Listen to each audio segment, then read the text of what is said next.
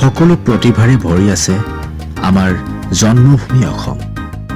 আমি চিনাকি কৰি দিব বিচাৰিছো অসমৰ চুকে কোণে লুকাই থকা সুপ্ত প্ৰতিভাবোৰ। মাথো লাগে সমূহ অসমবাসীৰ মৰম আৰু আশীৰ্বাদ। নমস্কাৰ, মই মনোজ গগৈ। ক্ৰিয়েশ্যন মোচন পিকচাৰে পোন প্ৰথমবাৰৰ বাবে অনলাইন যোগে এটা এণ্টাৰটেইনমেণ্ট কম্পিটিশ্যন পাতিছিলে, য'ত অসমৰ বিভিন্ন ঠাই বিভিন্ন প্ৰতিযোগীয়ে অংশগ্ৰহণ কৰিছে। যদি আপুনি আমাৰ চেনেলটো প্ৰথম চাইছে তেতিয়াহ'লে ছাবস্ক্ৰাইব কৰিব নাপাহৰিব, লগতে আইকন বেলটো বজাব নাপাহৰিব। আইকন বেলটো বজোৱাৰ লগে লগে বিভিন্ন প্ৰতিযোগীৰ প্ৰতিভাসমূহৰ নটিফিকেশ্যনটো আপোনালোকে পাই থাকিব। গতিকে আহক আজি প্ৰতিযোগিতাত যাওঁ। তিনি বৰণীয়া এখন কাপোৰ জাতীয় পতাকাৰ, আমাৰ জাতীয় পতাকাৰ। তই গাতে পিন্ধা এযোৰ কাপোৰ মুগাৰিহা মেখেলাৰ, ভনী মৰমে বোলোৱা। আৰু এখন কাপোৰ হ'ল ভনী আয়ে বয়ে দিয়া, আমাৰ বায়ে বয়ে দিয়া।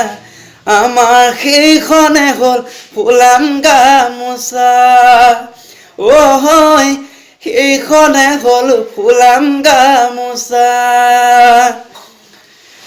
সেইখনি গামোচা চিলা পথাৰত কোনে গছকি ফালিলে, আই অসমীৰ কেঁচা কলিজাত কোনে নোৱা ঘাট খানিলে। সেইখনি গামোচা চিলা পথাৰত কোনে গছকি ফালিলে, আই অসমীৰ কেঁচা কলিজাত কোনে নোৱা ঘাট খানিলে। সেইখনি গামোচা আজি কোনে আজুৰিলে, অসম দেশত অসমীয়া কোনে মুচি দিলে। সেইখনি গামোচা আজি কোনে আজুৰিলে, অসম দেশত অসমীয়া কোনে মুচি দিলে।